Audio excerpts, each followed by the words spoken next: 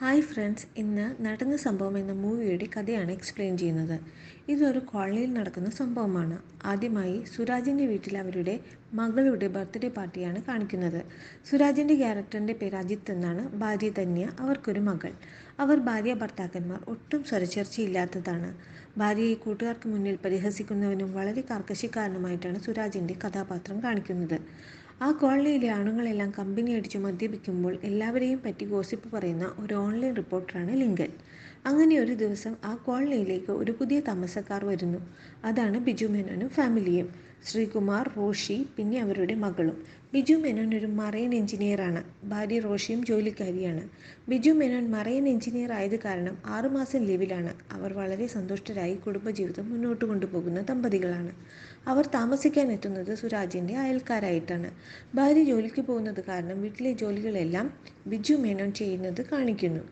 കോളനിയിലെ സ്ത്രീകൾക്കെല്ലാം ബിജു മേനോൻ്റെ ക്യാരക്ടർ ഇഷ്ടമാകുന്നു. ബിജു മേനോൻ്റെ മകൾക്ക് ആടുവാനായി ഒരു ഊഞ്ഞാൽ കെട്ടുന്നു. കുട്ടികളൊക്കെ ബിജു മേനോൻ്റെ വീട്ടിൽ വന്നാടുകയും അങ്ങനെ കുട്ടികളുമായി അമ്മമാർ വീട്ടിൽ വരികയും എല്ലാവരുമായിട്ട് ബിജു മേനോൻ കമ്പനിയാകുകയും ചെയ്യുന്നു. മെയിൻ ഗോസിപ്പുകാരനായ ലിങ്കൻ ഇവൻ എല്ലാ വീട്ടിലും കയറി ഇറങ്ങുകയാണെന്ന് പറയുന്നു. എങ്ങനെയെങ്കിലും ബിജു മേനോനെ ആ കോളനിയിൽ നിന്ന് പുറത്താക്കണമെന്ന് അവർ ആലോചിക്കുന്നു. അങ്ങനെ ഒരു ദിവസം ബിജു മേനോൻ്റെ വീട്ടിൽ ഒരു സെയിൽസ് ഗേൾ വരുന്നു. അവരുടെ കയ്യിൽ നിന്ന് ഒരു ബുക്ക് അവർ പർച്ചേസ് ചെയ്യുന്നു. ആ സമയത്ത് ബിജു മേനോൻ്റെ ഭാര്യ വീട്ടിലില്ലായിരുന്നു. സെയിൽസ് ഗേൾ വാഷ്റൂം യൂസ് ചെയ്തോട്ടെ എന്ന് ചോദിക്കുന്നു. ആ കുട്ടിക്ക് എന്തോ ഫുഡ് ഇൻഫെക്ഷൻ പറ്റിയതാണെന്ന് പറയുന്നു.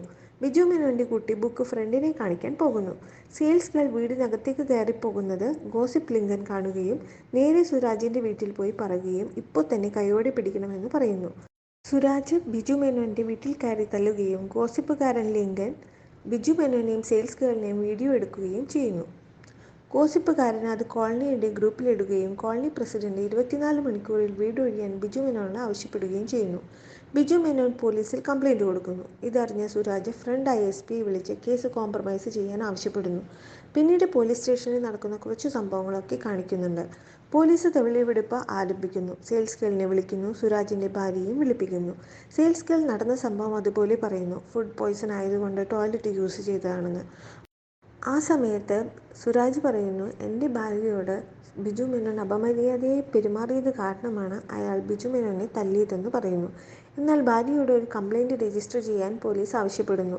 അപമര്യാദയായി പെരുമാറിയത് എന്ന് പറയുന്ന സംഭവം ഇതാണ്. കോളനിയിലെ സുരാജിൻ്റെ ഫ്രണ്ടിൻ്റെ ഭാര്യയും സുരാജിൻ്റെ ഭാര്യയും തമ്മിലുള്ള സംഭാഷണം സുരാജിൻ്റെ ഫ്രണ്ട് റെക്കോർഡ് ചെയ്യുന്നു. അതിലവർ സംസാരിക്കുന്നത് സ്വയംഭോഗത്തെ പറ്റിയാണ്. അത് പറഞ്ഞു കൊടുത്തത് ബിജു മേനോനാണെന്ന് സുരാജിൻ്റെ ഭാര്യ പറയുന്നു.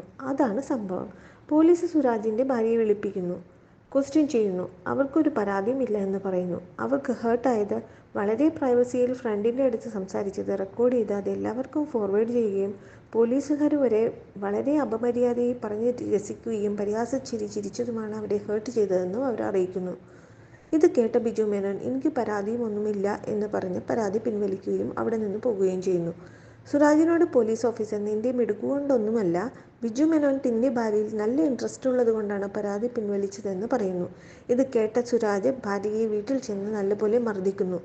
ഇത് കേട്ടുവന്ന ബിജു മേനോനും സുരാജും കൂടി നല്ല തല്ലുണ്ടാകുന്നു. ബിജു മേനോൻ്റെ ഭാര്യ പോലീസിനെ വിളിക്കുന്നു. രണ്ടുപേർക്കും പരാതിയില്ല എന്ന് പറയുന്നു. സുരാജിൻ്റെ ഭാര്യ ആ രാത്രി തന്നെ കുഞ്ഞിനെയും കൊണ്ട് വീട് വിട്ടു പോകുന്നു. പിന്നീട് കാണിക്കുന്നത് കുറച്ച് മാസങ്ങൾക്ക് ശേഷം വീണ്ടും സുരാജിൻ്റെ മകളുടെ ബർത്ത്ഡേ പാർട്ടി. അതിൽ സുരാജ് ഇല്ല, പക്ഷേ ബിജു മേനോനും ഫാമിലിയും വന്നിട്ടുണ്ടായിരുന്നു. ഇപ്പോൾ താൻ ഹാപ്പിയാണെന്നും ജോലിക്ക് പോകുന്നുണ്ടെന്നും പറയുന്നു. സുരാജ് മകളെ വന്ന് കാണാറുണ്ട് എന്നും അറിയിക്കുന്നു. തൻ്റെ ഭർത്താവ് അത്ര പെട്ടെന്നൊന്നും മാറില്ലെന്ന് സുരാജിൻ്റെ ഭാര്യ പറയുന്നു. അതോടെ മൂവി അവസാനിക്കുന്നു.